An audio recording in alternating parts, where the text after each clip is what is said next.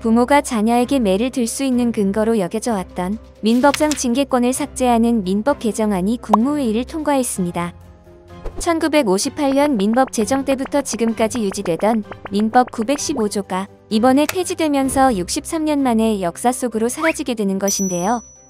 민법 915조에 따르면 친권자는 그 자를 보호 또는 교양하기 위하여 필요한 징계를 할 수 있고 법원의 허가를 얻어 가마 또는 교정기관에 위탁할 수 있다고 규정되어 있습니다. 해당 조항은 그동안 아동학대를 정당화할 수 있고 아동학대 가해 부모가 재판이나 수사 과정에서 무죄나 감형수단으로 악용할 수 있다는 점에서 끊임없이 논란이 됐습니다. 하지만 민법상 징계권이 있어도 자녀에 대한 부모의 폭력은 용납되지 않으며 아동복지법 제17조에 따라 형사처벌 대상이 됩니다.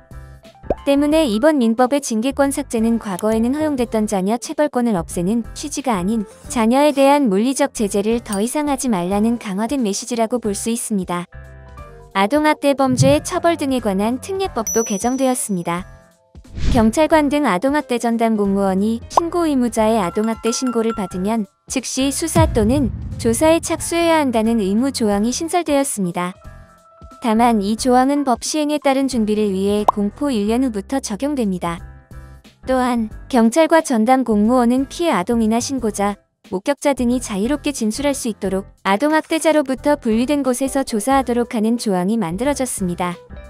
경찰과 전담 공무원이 학대 의심 아동을 보호시설로 인도하거나 부모와 격리할 수 있는 응급조치 시간도 기존 3일에서 최대 5일로 늘어났습니다. 아동학대 관련 업무 수행을 방해할 경우 내게 되는 벌금의 상한도 기존 1,500만 원에서 5천만 원으로 높였습니다.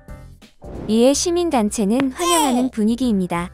아동학대 방지협회 측은 징계권 조항 삭제를 넘어 자녀에 대한 체벌을 금지하는 법조항의 신설도 촉구한다고 밝혔습니다. 법무부 역시 민법상 체벌 금지 취지를 명확하게 밝힘으로써 아동 권리가 중심이 되는 양육 환경을 만들 수 있을 것으로 기대한다고 말했습니다.